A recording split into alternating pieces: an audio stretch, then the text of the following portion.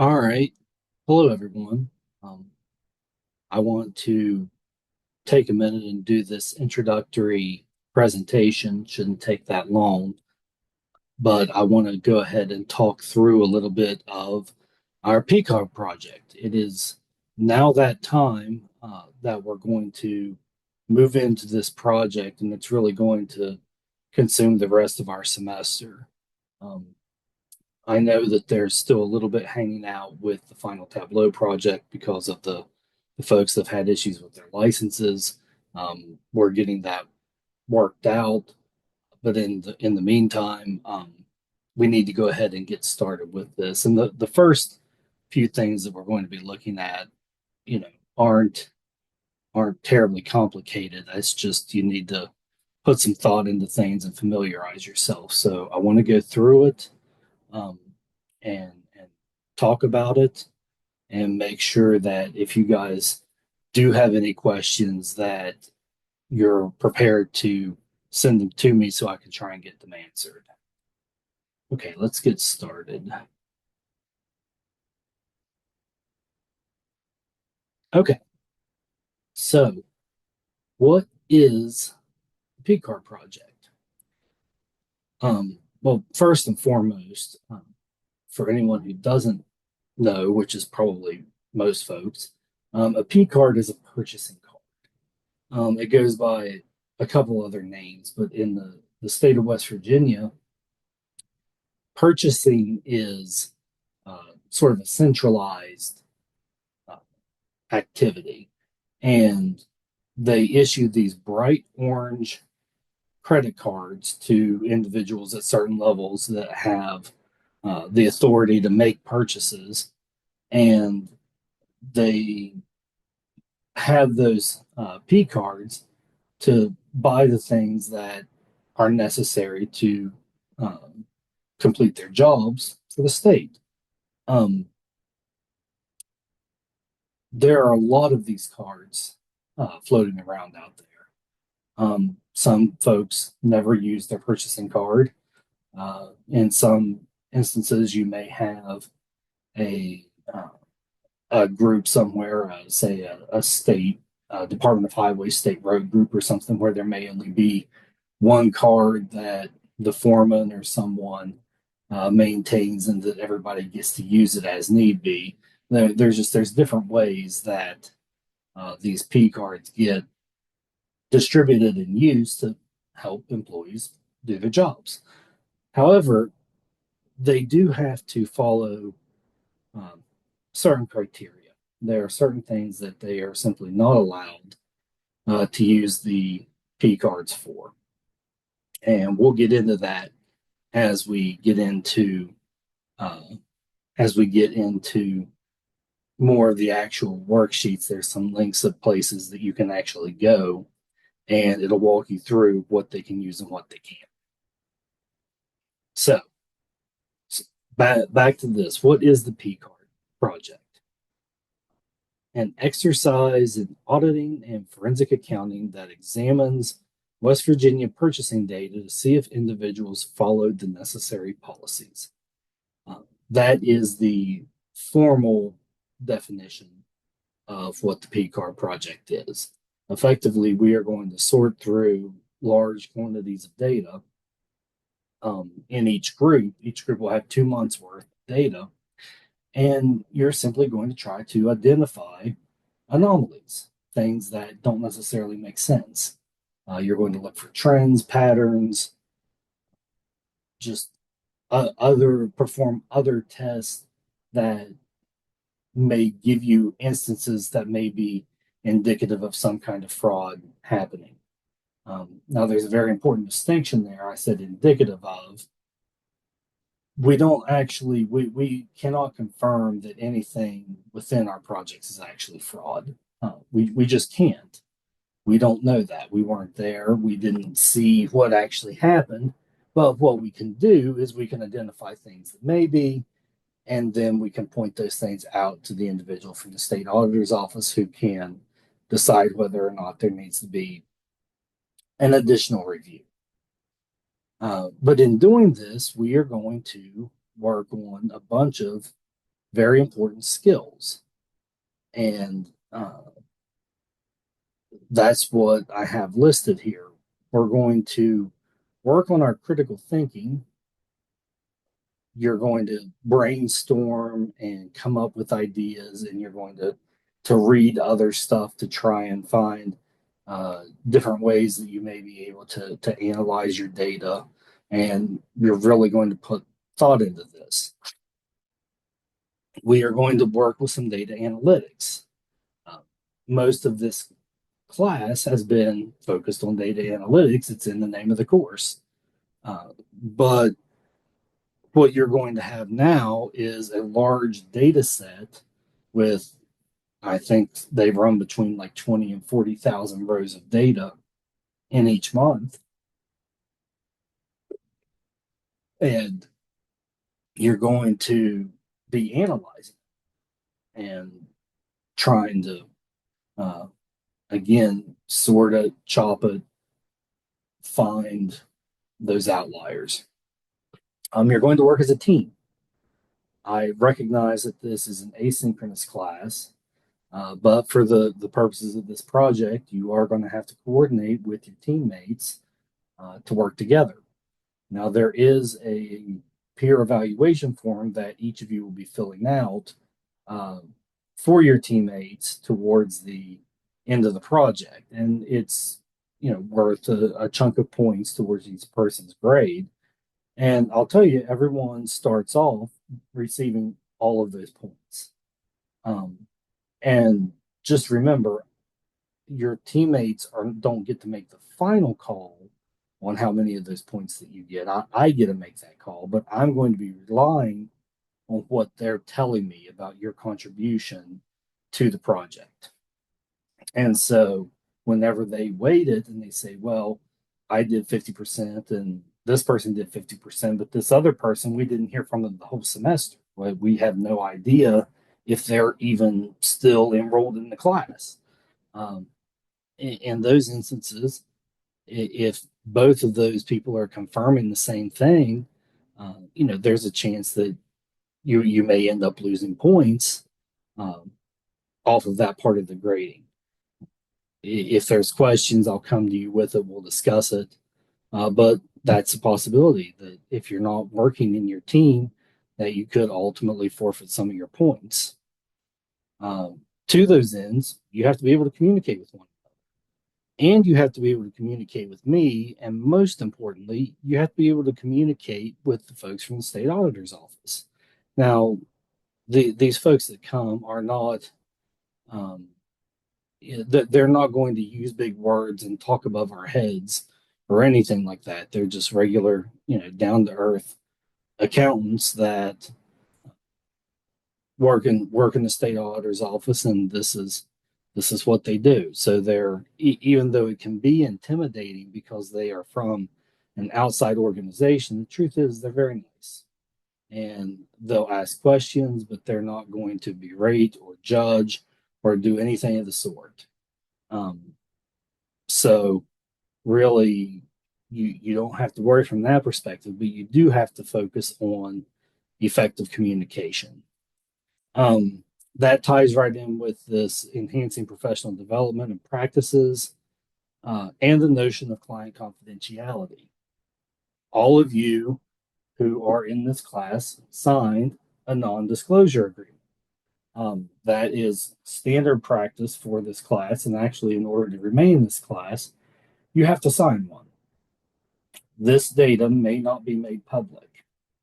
I've talked about it before, and it will be talked about throughout the project that you are being entrusted with very sensitive data. Now, do receipts that tie to gasoline sales or diesel sales in different parts of the state, from Morgantown to Flatwoods to Charleston to Lewisburg, are those really um, that secretive? And the answer is no, they're not secretive, but they are confidential. They're not meant for the public to just openly have. Now, they may be subject to like FOIA requests or something. And if that were to happen, then the state auditors also would determine what they would have to provide as a result of that request. But until and unless something like that were to happen, these are confidential documents and we're going to treat them as such. I'll reiterate here, and I'll do it several more times. This means no using generative AI with this data. You absolutely 100% may not load the data into Chat GPT or any other AI software at the risk of facing penalties. It's just not worth it. And there's nothing really you need it for anyway, if we're being honest.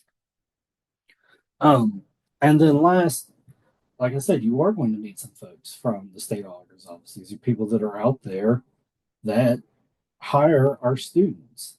And so some of you sitting in the classroom with them may one day be working with those individuals. It's networking. This is a unique experience here at WVU. It's something that you don't get at other schools.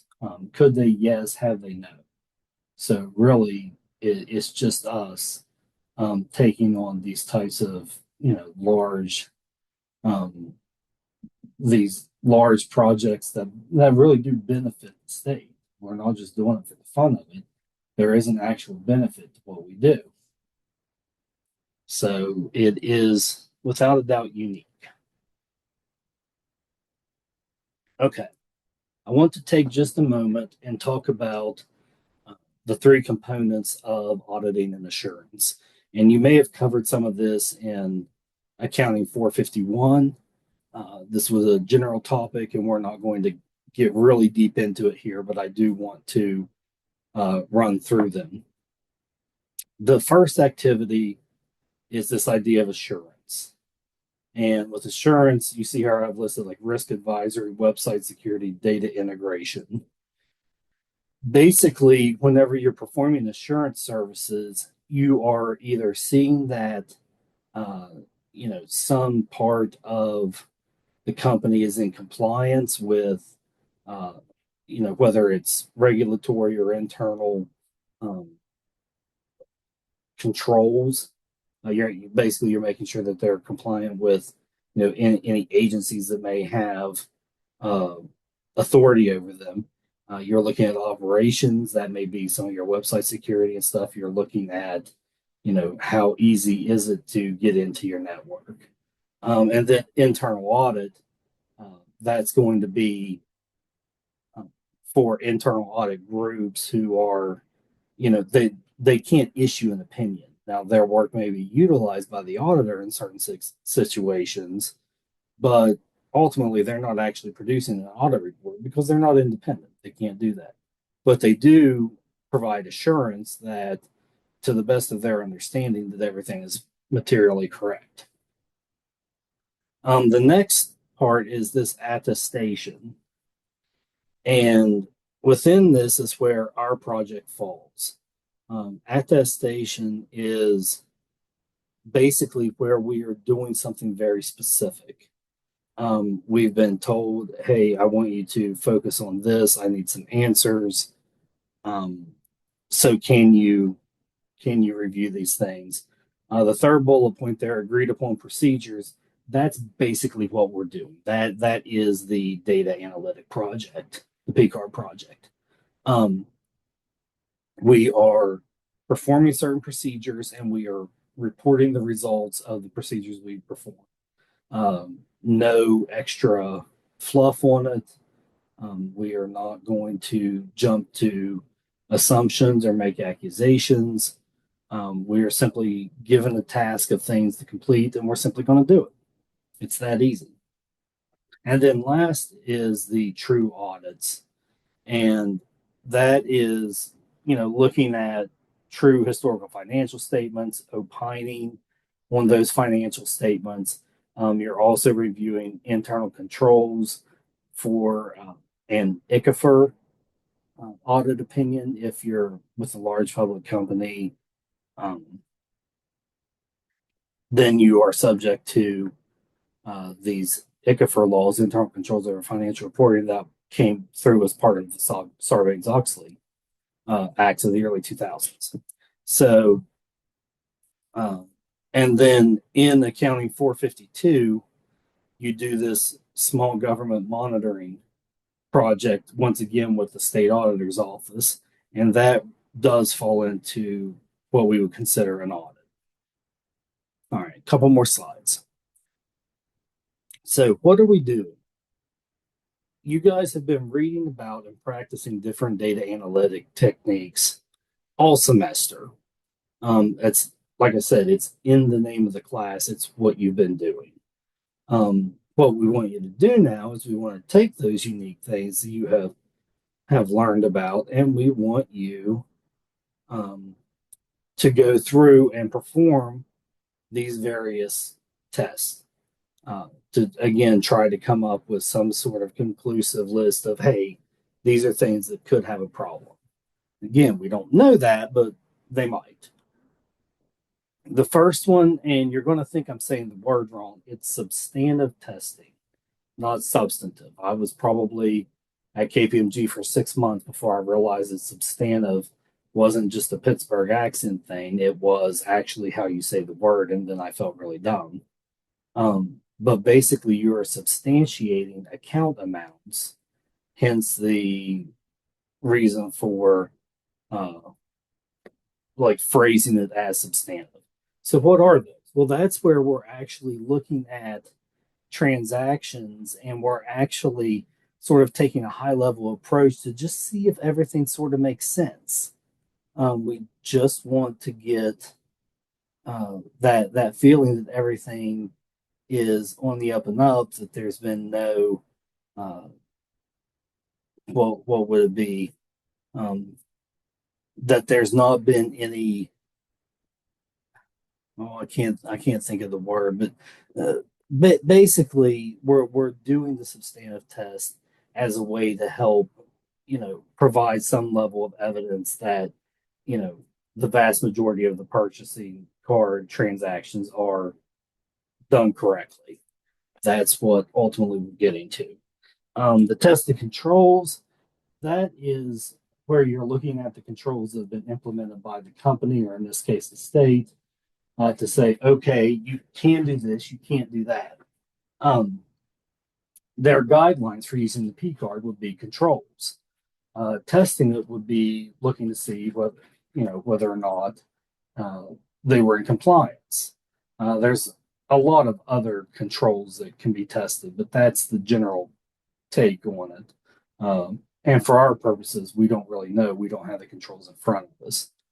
And then last year, I mentioned AU 316, and this is in the consolidated accounting standards, the ASC accounting standards codification. That's a codification, not consolidation, codification. Um, this is where we're told that we have to consider fraud in a financial statement audit. Okay. And I know going through all that sounds complicated, but like I put here, it really, really is. All right, so now let's go on to our last slide. So what do we do next? I'm going to be uploading and posting some documents. Some of these will be about the WVSAO data. Some of it there will be a bundle that is an Excel file that has all the work papers that we're ultimately going to be completing in it. There's going to be several things out there that you're going to need to go get. I'll also be providing videos to get you guys started. Um, I'll try and make them as brief as I can without side stories or interruptions. But you'll want to watch those and see, what it is exactly I'm wanting you to do. Now you also need to define times for your teams to meet. Again, I know it's asynchronous, but you guys can't get these done if you're not working together.